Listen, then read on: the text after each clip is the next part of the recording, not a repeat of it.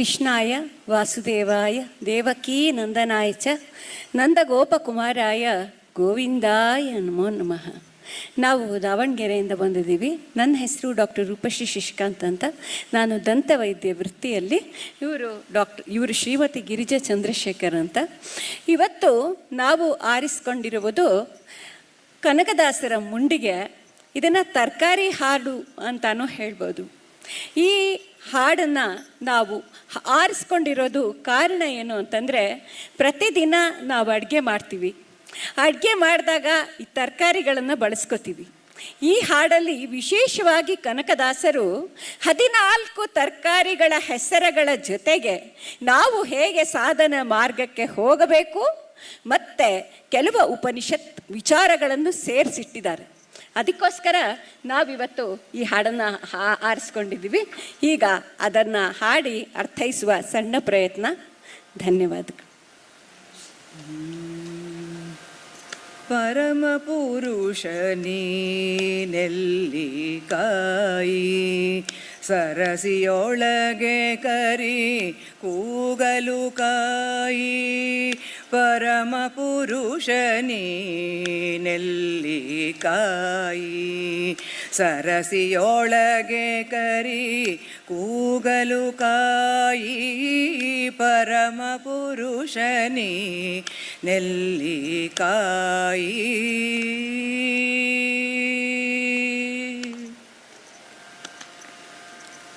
ಹಿರಿದು ಮಾಡಿದ ಪಾಪ ನುಗ್ಗೆಕಾಯಿ.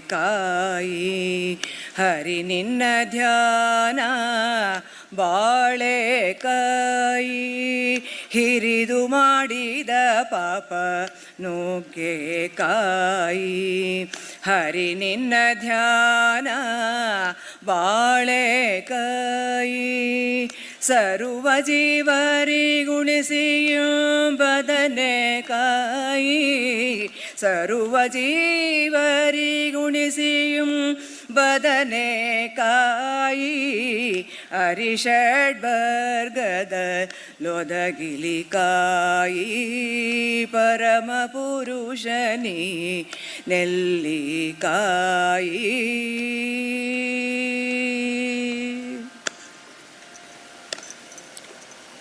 ಕ್ರೂರ ವ್ಯಾಧಿಗಳೆಲ್ಲ ಹೀರೆಕಾಯಿ. ಘೋರ ದುಷ್ಕೃತಗಳು ಸೋರೆಕಾಯಿ. ಕ್ರೂರ ವ್ಯಾಧಿಗಳೆಲ್ಲ ಹೀರೆಕಾಯಿ. ಘೋರ ದುಷ್ಕೃತಗಳು ಸೋರೆಕಾಯಿ. ಭಾರತ ಕಥೆ ಕರ್ಣ ತೂಪಿರೆಕಾಯಿ. ಭಾರತ ಕಥೆ ಕರ್ಣ ತೂಪಿರೆಕಾಯಿ. ವಾರಿಜಾಕ್ಷನೆ ಗತಿ ಎಂದಿಪ್ಪೆಕಾಯಿ. ಪರಮ ಪುರುಷನಿ ನೆಲ್ಲಿಕಾಯಿ.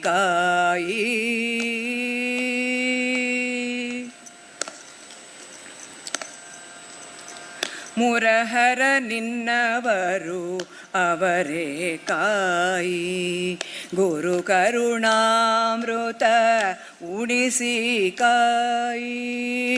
ಮುರಹರ ನಿನ್ನವರು ಅವರೇ ಕಾಯಿ.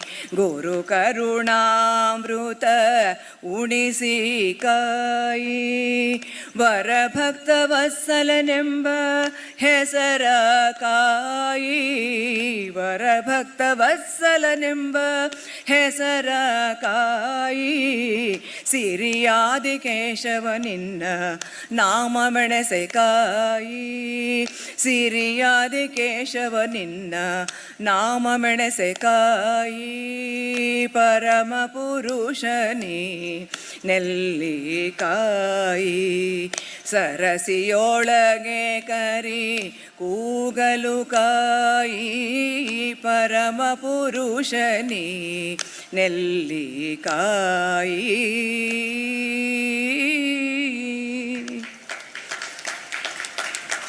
ಈ ಕೃತಿಯಲ್ಲಿ ಕನಕದಾಸರು ನಾವು ನೋಡೋ ಹಾಗೇನೆ ಎಲ್ಲ ಕಾಯಿಗಳ ಹೆಸರು ಹೇಳ್ತಾ ಇದ್ದಾರೆ. ಇದು ಅವರ ಆಶುಕವಿತ್ವ ಎಷ್ಟಿತ್ತು ನೋಡಿದ್ರಲ್ಲೆಲ್ಲ ಭಗವತ್ ಚಿಂತನೆ ಮತ್ತು ಆ ಉಪನಿಷತ್ ವಿಷಯಗಳು ಎಲ್ಲ ಅವರ ಮನಸ್ಸಿನಲ್ಲಿ ತುಂಬಿಕೊಂಡಿದ್ದು. ಆ ತರಕಾರಿ ನೋಡಿದ್ರೆ ಕೂಡ ಅದರೊಳಗೆ ಅವ್ರಿಗೆ ಅದೇ ಕಾಣಿಸ್ತಾ ಇತ್ತು. ಮೊದಲನೇ ಸಾಲಲ್ಲಿ ಹೇಳ್ತಾರೆ, ಪರಮ ಪುರುಷ ನೀನೆಲ್ಲಿ ಕಾಯಿ. ಇದು ನಲ್ಲಿಕಾಯಿ ಅಂದರೆ ಧಾತ್ರಿ ಹಣ್ಣು. ಇಲ್ಲಿ ನೀನು ಎಲ್ಲಿ, ನೀನು ನನ್ನನ್ನು ಕಾಪಾಡು ಅಂತ ಯಾರನ್ನು ಕೇಳ್ತಿದ್ದಾರೆ ಅಂದರೆ ಪುರುಷ. ಪುರು ಅಂದರೆ ಈ ದೇಹ, ಈ ದೇಹದೊಳಗೆ ಒಬ್ಬ ಇದ್ದಾನೆ, ಅವನು ಪುರುಷ. ಬ್ರಹ್ಮಾಂಡ ಸೃಷ್ಟಿ ಆಗೋಕ್ಕಿಂತ ಮುಂಚೆ ಅದರ ಹೊರಗಿದ್ದು ಸೃಷ್ಟಿ ಮಾಡಿದವನೊಬ್ಬ ಪುರುಷ. ಬ್ರಹ್ಮಾಂಡದ ಒಳಗೆ ಸೇರಿದವನು ಒಬ್ಬ ಪುರುಷ. ಎಲ್ಲ ಪುರುಷರಿಗಿಂತ ಉತ್ತಮವಾದವನು ಪರಮ ಪುರುಷ. ಭಗವದ್ಗೀತೆಯಲ್ಲಿ ಹೇಳ್ತಾನೆ, ಕ್ಷರ ಪುರುಷ ಅಕ್ಷರ ಪುರುಷ. ಕ್ಷರ ಅಂದರೆ ನಾಶವಾಗುವಂಥದ್ದು, ಅಕ್ಷರ ಅಂದರೆ ನಾಶ ಇಲ್ಲದೆ ಇರೋದು. ಎರಡಕ್ಕಿಂತ ಉತ್ತಮ ನಾನು ಪುರುಷೋತ್ತಮ ಅಂತ ಹೇಳಿ ಪುರುಷೋತ್ತಮ ಯೋಗದಲ್ಲಿ ಭಗವಂತ ಹೇಳ್ತಾನೆ. ಅಂಥ ಪುರುಷೋತ್ತಮ ನೀನೆಲ್ಲಿ ಅಂತ ಕೇಳ್ತೀಯಾನೆ. ನೀನು ಇಲ್ಲಪ್ಪ, ನೀನು ಎಲ್ಲ ಕಡೆ ಇದೆಯಾ. ಇಲ್ಲಿ ಕಾಯಿ ಅನ್ನೋ ಒಂದು ಪದ ಉಪಯೋಗಿಸ್ತಾರೆ. ಕಾಯಿ ಅಂದರೆ ಕಾಪಾಡಪ್ಪ, ನಮ್ಮನ್ನು ಕಾಪಾಡು ಅನ್ನೋದು ಒಂದರ್ಥ ಬಂದರೆ, ಕಾಯಿ ಅಂದರೆ ನೀನು ಆಧ್ಯಾತ್ಮಿಕ ಸಾಧನೆಗೆ ಹೊರಟಿದ್ಯಾ, ತುಂಬ ಸಮಾಧಾನವಾಗಿರಬೇಕು, ತಾಳ್ಮೆಯಿಂದ ಕಾಯಿ. ಮೂರನೇದು, ಕಾಯ ಅನ್ನುವಂಥ ಈ ದೇಹವನ್ನು ಕೊಟ್ಟಿದ್ದೀನಿ, ಇದರಲ್ಲಿ ನೀನು ಸಾಧನೆ ಮಾಡ್ಕೋಬೇಕು, ಅದಕ್ಕೆ ಉಪಯೋಗಿಸ್ಕೋಬೇಕು, ಅದರಿಂದ ನೀನು ಕಾಯಿ ಅಂತ ಈ ರೀತಿ ಕಾಯಿ ಅನ್ನೋ ಅರ್ಥ ಬರೋ ಹಾಗೆ ಪ್ರತಿ ಸಾಲನ್ನು ಹೇಳ್ತಾರೆ. ಎರಡನೇ ಸಾಲಲ್ಲಿ ಹೇಳ್ತಾರೆ, ಸರಸಿಯೊಳಗೆ ನೀನು ಕೂಗಲು ಕಾಯಿ. ಕೂಗಲು ಕಾಯಿ ಅಂತ ಸರಸಿಯೊಳಗೆ ಕರಿ ಕೂಗಲು ಕಾಯಿ. ಕೂಗಲು ಕಾಯಿ ಅನ್ನೋದನ್ನ ಏನು ಮಾಡ್ತಾರೆ ಅಂತಂದರೆ ಸೋಪ್ ಮಾಡೋಕ್ಕೆ ಉಪಯೋಗಿಸ್ತಾರೆ. ಇಲ್ಲಿ ಸರಸಿ ಅಂದರೆ ಸರೋವರ, ಕರಿ ಅಂದರೆ ಗಜೇಂದ್ರ ಮೋಕ್ಷ. ಇಲ್ಲಿ ಗಜೇಂದ್ರ ಮೋಕ್ಷದ ಕಥೆ ಹೇಳ್ತಾ ಇದ್ದಾರೆ. ಯಾಕೆ ಹೇಳ್ತಿದ್ದಾರೆ ಅಂತಂತಂದರೆ, ಭಾಗವತೋತ್ತಮರ ಚಿಂತನೆ ನಮಗೆ ಭಕ್ತಿಯನ್ನು ಮೂಡಿಸುತ್ತೆ. ಆ ಆನೆ ಮೊಸಳೆ ಕಾಲು ಹಿಡ್ಕೊಂಡಾಗ ಎಲ್ಲರನ್ನೂ ಕೇಳ್ಕೊಳ್ಳುತ್ತೆ, ಯಾರೂ ಬಿಡ್ಸೋಕ್ಕಾಗಲ್ಲ. ಆದಿಮೂಲ ಅಂತ ಕೂಗಿದ ತಕ್ಷಣ ಹೆಂಡತಿಗೂ ಹೇಳ್ದೆ ಓಡ್ ಬಂದ್ಬಿಡ್ತಾನೆ ಭಗವಂತ ಅಂತ ದಾಸರೇ ಹೇಳಿದ್ದಾರೆ. ಅಂಥ ಆನೆಗೆ ಮೊಸಳೆ ಇಟ್ಕೊಂಡಿತ್ತಲ್ಲ, ನಮಗೆ ಈ ಸಂಸಾರ ಅನ್ನುವಂಥ ಮೊಸಳೆ ಇಟ್ಕೊಂಡಿದೆ, ನಾವು ಸಿಕ್ಕಾಕೊಂಡಿದ್ದೀವಿ. ಬಿಡ್ಸೋನ್ ಯಾರು? ಭಗವಂತ ಅನ್ನೋದು ಒಂದು ಚಿಂತನೆ. ಆದರೆ ಆ ಭಕ್ತ ಗಜೇಂದ್ರನ ಕಾಲು ಹಿಡ್ಕೊಂಡಿದ್ದು ಮೊಸಳೆಯನ್ನು ಕೂಡ ಭಗವಂತ ಮುಕ್ತಿ ಕೊಟ್ಬಿಟ್ಟ. ಅಂದರೆ ನಾವು ಭಕ್ತರ ಕಾಲು ಹಿಡ್ಕೋಬೇಕು. ಇಲ್ಲಿ ನಾವು ಗಜೇಂದ್ರನ ಕಾಲನ್ನ ನಾವು ಹಿಡ್ಕೋಬೇಕು. ಅವನ್ನ ದಿನ ಚಿಂತನೆ ಮಾಡಿದ್ರೆ ನಮಗೂ ಕೂಡ ಭಕ್ತಿ ಬರುತ್ತೆ ಅಂತ ಎರಡನೇ ಸಾಲಲ್ಲಿ ಹೇಳ್ತಾರೆ. ಮೂರನೇ ಸಾಲಲ್ಲಿ ಹೇಳ್ತಿದ್ದಾರೆ, ಹಿರಿದು ಮಾಡಿದ ಪಾಪ ನುಗ್ಗೆಕಾಯಿ. ನುಗ್ಗೆಕಾಯಿ ನಮಗೆಲ್ಲ ಗೊತ್ತು, ಇಷ್ಟಿಷ್ಟುದ್ದ ಇರುತ್ತೆ. ಇಲ್ಲೇನು ಹೇಳ್ತಿದ್ದಾರೆ, ನಾವು ದೊಡ್ಡ ದೊಡ್ಡ ಪಾಪ ಮಾಡಿಬಿಟ್ರೆ ಅದು ಮುಂದಿನ ಜನ್ಮದ ತನಕ ಕಾಯಲ್ಲಂತೆ, ಈಗಲೇ ನುಗ್ಕೊಂಡ್ಬಂದ್ಬಿಡತ್ತಂತೆ. ಈ ಜನ್ಮದಲ್ಲೇ ನಮಗೆ ಪಾಪ ಕೊಡೋಕ್ಕೆ, ಅದ್ರ ಫಲ ಕೊಡೋಕ್ಕೆ. ಅವಾಗ ಭಗವಂತ ನುಗ್ಗಿ ಬರ್ತಾ ಇರುವಂಥ ಪಾಪಗಳಿಂದ ನನ್ನನ್ನು ಕಾಪಾಡು ಅಂತ ಕೇಳ್ತಿದ್ದಾರೆ. ಮುಂದಿನ ಸಾಲಲ್ಲಿ ಹೇಳ್ತಾರೆ, ಹರಿ ನಿನ್ನ ಧ್ಯಾನ ಬಾಳೆಕಾಯಿ. ಅಂದರೆ ನನ್ನ ಬಾಳ ತುಂಬ ನಿನ್ನ ಧ್ಯಾನನೇ ಇರಲಿ. ನೋಡಿ, ಭಗವಂತನ ನಾವು ಕಾಣಬೇಕು ಅಂದರೆ ಒಂದೇ ಒಂದು ಮಾರ್ಗ. ಅದು ಎಲ್ಲಿದ್ದಾನೆ ಭಗವಂತ ಅಂದರೆ, ಅಷ್ಟದಳ ಸದೃದಯ ಕಮಲಾಧಿಷ್ಠಿತನು ತಾನಾಗಿ ಸರ್ವೋತ್ಕೃಷ್ಟ ಮಹಿಮನು ದಳಗಳಲ್ಲಿ ನಿಂತು ಅಂತ ಹೇಳಿ ನಮ್ಮ ಹೃದಯದೊಳಗೆ ಇರ್ತಾನವನು. ಆ ಹೃದಯದ ಕಮಲದೊಳಗಿರುವಂಥ ಭಗವಂತನ ಕಾಣಕ್ಕೊಂದೇ ಮಾರ್ಗ, ಕಣ್ಮುಚ್ಕೊಂಡು ಬೇರೆದೆಲ್ಲ ಮರೆತು ನಾವು ಧ್ಯಾನ ಮಾಡಬೇಕು. ಅದಕ್ಕೋಸ್ಕರನೇ ಭಗವದ್ಗೀತೆಯಲ್ಲಿ ಒಂದು ಪೂರ್ತಿ ಧ್ಯಾನ ಯೋಗ ಅಂತ ಭಗವಂತ ಹೇಗೆ ಕೂತ್ಕೋಬೇಕು, ಎಲ್ಲಿ ಕೂತ್ಕೋಬೇಕು, ಹೇಗೆ ಧ್ಯಾನ ಮಾಡಬೇಕು ಎಲ್ಲ ಹೇಳಿದ್ದಾನೆ. ಹಾಗೆ ಈ ಬಾಳೆಕಾಯಿ, ಬಾಳೆಹಣ್ಣು ಪ್ರತಿದಿನ ಎಲ್ಲರ ಮನೇಲೂ ಉಪಯೋಗಿಸೋವಂಥದ್ದು. ಈ ಬಾಳೆಕಾಯಿ ನೋಡಿದ ತಕ್ಷಣ ನಾನು ಧ್ಯಾನ ಮಾಡಿಲ್ಲ ಇವತ್ತು ಅಂತ ನಮ್ಮ ಮನಸ್ಸಿಗೆ ಹೊಡಿಬೇಕು. ಆ ಥರ ದಿನವೂ ನಾವು ನಮ್ಮ ಬಾಳಿನುದ್ದಕ್ಕೂ ಧ್ಯಾನ ಮಾಡಲಿ ಅಂತ ಹೇಳ್ತಾ ಇದ್ದಾರೆ. ಮತ್ತೆ ಮುಂದಿನ ಸಾಲಲ್ಲಿ ಹೇಳ್ತಾರೆ, ಸರ್ವ ಜೀವರಿ ಗುಣಿಸಿಯುಂ ಬದನೆಕಾಯಿ. ಇಲ್ಲಿ ನಾವು ಹೇಗೆ ಸ್ಪ್ಲಿಟ್ ಮಾಡಬೇಕಂದ್ರೆ, ಉಂಬದನೆಕಾಯಿ ಅಂದರೆ ನೀನು ಊಟ ಮಾಡಲ್ಲ, ಎಲ್ಲರಿಗೂ ಊಟ ಮಾಡಿಸ್ತೀಯಾ, ನೀನು ಊಟ ಮಾಡಲ್ಲ. ಭಗವಂತ ಏನು ಊಟ ಮಾಡ್ತಾನೆ? ಅವನು ಸಾರ ಭುಕ್ ಅಂತಂದರೆ ಆ ಸಾರದಲ್ಲಿರುವಂಥ ಸಾರ ಸರ್ವಸ್ವನ ತಗೋತಾನಷ್ಟೇ, ಏನು ಮುಟ್ಟಲ್ಲ. ಎಲ್ಲರಿಗೂ ಊಟ ಕೊಡೋನು ಯಾರು? ಭಗವಂತ. ಇದರಲ್ಲಿ ಒಂದು ಉಪನಿಷತ್ ಸಾರ ದ್ವಾಸುಪರ್ಣ ಅಂತ ಬರುತ್ತೆ. ಆ ಕಥೆ ಏನಪ್ಪ ಅಂದರೆ, ಒಂದು ಮರ ಇದೆ, ಅದರಲ್ಲಿ 2 ಹಕ್ಕಿ ಇದೆ, ಫಲಗಳಿದೆ. ಒಂದು ಹಕ್ಕಿ ಫಲ ತಿಂತಾ ಇದೆ, ಆದರೆ ಸೊರಗ್ತಾ ಇದೆ. ಇನ್ನೊಂದು ಹಕ್ಕಿ ಏನು ತಿಂತಾ ಇಲ್ಲ, ಆದರೆ ಪ್ರಕಾಶಮಾನವಾಗಿದೆ. ಅಂದರೆ ಈ ಸಂಸಾರ ಎನ್ನುವ ವೃಕ್ಷದಲ್ಲಿ ಕರ್ಮ ಫಲಗಳನ್ನು ಭೋಗಿಸ್ತಾ ಇರೋವನು ಜೀವಾತ್ಮ. ಅವನು ಸೊರಗ್ತಾ ಇದ್ದಾನೆ. ಪರಮಾತ್ಮ ಅವನು ಪ್ರಕಾಶಮಾನವಾಗಿದ್ದಾನೆ. ಈ ಉಪನಿಷತ್ ಸಾಲು ಎಷ್ಟು ವಿಶೇಷವಾದದ್ದು. ಒಂದೇ ಒಂದು ಸಾಲು, ಸರ್ವ ಜೀವರಿಗುಣಿಸಿಯುಂ ಬದನೆಕಾಯಿ. ಬದನೆಕಾಯಿ ನೋಡಿದ ತಕ್ಷಣ ನಮಗೆ ಜಾಗೃತ ಆಗಬೇಕು, ಭಗವಂತ ಇದ್ದಾನೆ, ನಮಗೆಲ್ಲ ಕೊಟ್ಟಿದ್ದಾನೆ ಅಂತ. ಅರಿಷಡ್ ವರ್ಗದೊಳೊದಗಿಲಿಕಾಯಿ. ನಮಗೆ ಮುಂದೆ ಹೋಗಕ್ಕೆ ಆಗ್ತಿಲ್ಲ. ಯಾಕೆ? ವೈರಿಗಳು ಹೊರಗಡೆ ಇಲ್ಲ, ನಮ್ಮೊಳಗೆ ಇದ್ದಾರೆ. ಕಾಮ, ಕ್ರೋಧ, ಲೋಭ, ಮೋಹ, ಮದ, ಮತ್ಸರ ಒಂದೇ ಒಂದು ಸಾಕು. ಭಗವದ್ಗೀತೆಯಲ್ಲಿ ಏನು ಹೇಳ್ತಾನೆ ಕೃಷ್ಣ? ಕಾಮ ಆಸೆ ಬರುತ್ತೆ, ಅದು ತೀರಲ್ಲ. ಕೋಪ ಬರುತ್ತೆ, ಕೋಪ ಬಂದಾಗ ಮನಸ್ಸು ಏನು ಮಾಡ್ತಿದೆ ಗೊತ್ತಾಗಲ್ಲ. ಬುದ್ಧಿಭ್ರಮಣೆ ಆದವನು ಸರ್ವನಾಶ ಆಗ್ತಾನೆ. ಆದ್ದರಿಂದ ಒಂದೇ ಒಂದು ಸಾಕು. ಅಂಥದ್ದು 6 ಶತ್ರುಗಳು ನಮ್ಮಲ್ಲಿದ್ದಾರಪ್ಪ, ನೀನು ನಮ್ಮ ಜೊತೆನೇ ಇದ್ದು ನಮ್ಮನ್ನು ಕಾಪಾಡು ಅಂತ ಕೇಳ್ತಿದ್ದಾರೆ. ಮುಂದಿನ ಸಾಲಲ್ಲಿ ಹೇಳ್ತಾ ಇದ್ದಾರೆ, ಕ್ರೂರ ವ್ಯಾಧಿಗಳು ಹೀರೆಕಾಯಿ ಅಂತ. ಅಂದರೆ ಆದಿ ವ್ಯಾಧಿ ಅಂತ 2 ತೊಂದರೆ ಬರುತ್ತೆ ನಮಗೆ. ವ್ಯಾಧಿ ಅಂದರೆ ಈ ದೇಹಕ್ಕೆ ಬರೋದು, ಆದಿ ಅಂದರೆ ನಮ್ಮ ಮನಸ್ಸಿಗೆ ಬರೋದು. ಈಗ ನಾವು ಸಾಧನೆ ಮಾಡಬೇಕು ಅಂದರೆ ಈ ಶರೀರ ಗಟ್ಟಿಯಾಗಿರ್ಬೇಕು. ಆ ವ್ಯಾಧಿ ಬಂದರೆ ಏನಾಗುತ್ತೆ? ಸಾಧನೆ ಕುಂಠಿತ ಆಗುತ್ತೆ. ಜ್ವರ ಬಂದುಬಿಟ್ರೆ ತಲೆನೇ ಕೆಲಸ ಮಾಡಲ್ಲ. ಏನು ಧ್ಯಾನ ಮಾಡ್ತೀವಿ, ಏನು ಜಪ, ಏನೂ ಮಾಡೋಕ್ಕಾಗಲ್ಲ. ಅದಕ್ಕೋಸ್ಕರ ಆ ವ್ಯಾಧಿಗಳು ಬಂದಾಗ ಅದೆಲ್ಲ ಹೋಗಿ ಅದನ್ನೆಲ್ಲ ಎಳ್ಕೊಂಬಿಡು ನಿನ್ನೊಳಗೆ ಅಂತ ಹೇಳ್ತಿದ್ದಾರೆ. ಅದಾದಮೇಲೆ ಹೇಳ್ತಾರೆ, ಘೋರ ದುಷ್ಕೃತಗಳು ಸೋರೆಕಾಯಿ. ಅಂದರೆ ಇದರಲ್ಲಿ 2 ಮೀನಿಂಗ್ ತೊಗೋಬೋದು. ನಮಗೆ ಯಾರು ದುಷ್ಕೃತ್ಯಗಳನ್ನು ಎಸಕಿದ್ರೆ, ನಮಗೆ ಕೆಟ್ಟದ್ದು ಮಾಡಿದ್ರೆ ಅದು ಸೋರೋಗ್ಲಿ ಅಂತ ಒಂದು. ಎರಡನೇದೇನೆಂದರೆ, ನಾವು ಉಸಿರಾಡ್ದಾಗ್ಲೇ ಥೌಸಂಡ್ಸ್ ಆಫ್ ಮೈಕ್ರೋ ಆರ್ಗಾನಿಸಮ್ಸ್ ಸತ್ತೋಗ್ಬಿಡುತ್ತೆ. ಅಂದರೆ ಅಷ್ಟು ಪಾಪ ನಮಗೆ ಬರೀ ಉಸಿರಾಡೋದ್ರಲ್ಲೇ ಆಗ್ತಿದೆ. ಅಷ್ಟು ಪಾಪಿಷ್ಟು ನಾವು, ಅಷ್ಟು ದುಷ್ಕೃತ್ಯಗಳನ್ನು ನಾವು ಮಾಡ್ತಾ ಇದ್ದೀವಿ. ಅದರ ಫಲ ನಮಗೆ ತಟ್ಟದೇ ಇರೋ ಹಾಗೆ ನೀನು ಕಾಪಾಡಪ್ಪ ಅಂತ ಹೇಳ್ತಾ ಇದ್ದಾರೆ. ಘೋರ ದುಷ್ಕೃತಗಳು ಸೋರೆಕಾಯಿ. ನೆಕ್ಸ್ಟ್ 2 ಸಾಲಲ್ಲಿ ಭಕ್ತಿಗೆ ಬರ್ತಾರೆ. ಭಕ್ತಿಯ ಮಜಲುಗಳು: ಶ್ರವಣಂ, ಕೀರ್ತನಂ, ವಿಷ್ಣು ಸ್ಮರಣಂ, ಪಾದಸೇವನಂ, ಅರ್ಚನಂ, ವಂದನಂ, ದಾಸ್ಯಂ, ಸಖ್ಯಂ, ಆತ್ಮನಿವೇದನಂ. ಅದರಲ್ಲಿ ಮೊದಲನೇದು ಶ್ರವಣ ಭಕ್ತಿ.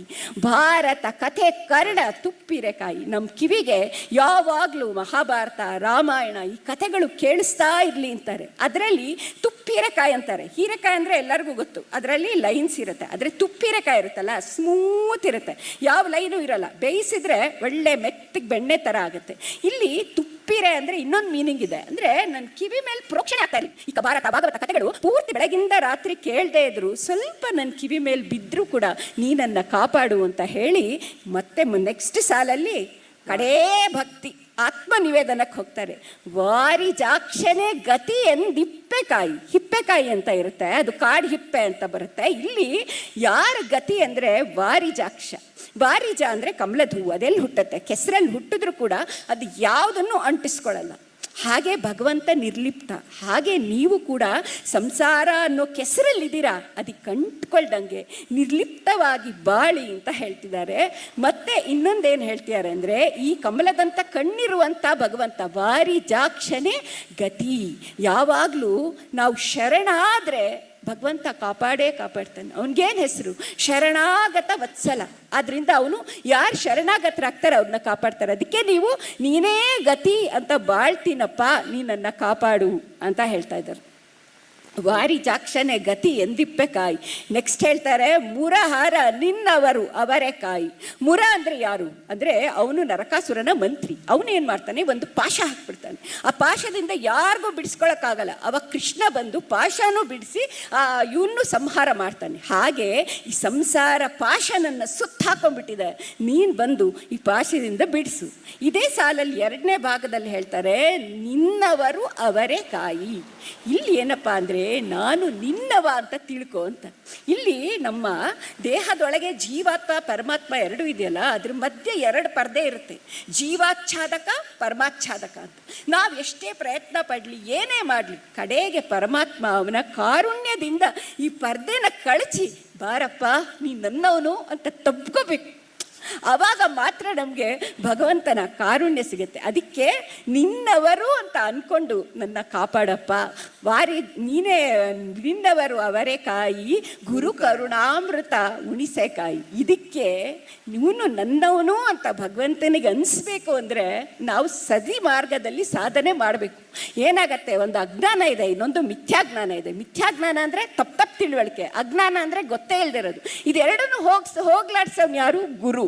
ಅಂತ ಸದ್ಗುರುವಿನ ಕರುಣಾಮೃತ ನನಗೆ ಉಣಿಸಪ್ಪ ಅಂತ ಕೇಳ್ತಾ ಇದ್ದಾರೆ. ಇದಕ್ಕೆ ಇನ್ನೊಂದು ಹೇಳ್ತೀನಿ, ಏನಂದರೆ ರಾಮಚಂದ್ರನ ಹತ್ರ ವಿಭೀಷಣ ಬರ್ತಾನಲ್ಲ, ಅವಾಗ ಎಲ್ಲರಿಗೂ ಡೌಟ್ ಇರುತ್ತೆ, ಇವನು ಅಸುರ, ಇವನು ಹೆಂಗೆ ನಮ್ಮ ಕಡೆ ತಗೊಳ್ಳೋದು ಅಂತ. ಅವಾಗ ರಾಮ ಆಂಜನೇಯನ್ ಕೇಳ್ತಾನೆ, ಏನಪ್ಪ ಇವನ್ನ ತಗೋಬೋದಾ ಅಂತ. ಹನುಮನ ಮತವೇ ಹರಿಯ ಮತ. ಅವಾಗ ಆಂಜನೇಯ, ಇಲ್ಲ ಇವನು ಒಳ್ಳೆಯವನು ಅಂತಾನೆ. ಹಾಗೇನೆ ನಮ್ಮ ಗುರುಗಳು ನಮ್ಮ ಬೆನ್ನ ಹಿಂದೆ ನಿಂತ್ಕೊಂಡು ಹೇಳ್ತಾರೆ ಭಗವಂತನಿಗೆ, ಇವನು ಒಳ್ಳೆಯವನಪ್ಪ, ಇವನು ಒಳ್ಳೆ ಕೆಲಸ ಮಾಡಿದ್ದಾನೆ, ಕರ್ಕೋ ಅಂತ. ಹಾಗೆ ಅಂತಹ ಗುರುಗಳನ್ನು ಕರುಣಿಸಿ ನನ್ನ ಸನ್ಮಾರ್ಗದಲ್ಲಿ ಕರ್ಕೊಂಡು ಹೋಗು ಅಂತ ಕೇಳ್ತಾ ಇದ್ದಾರೆ.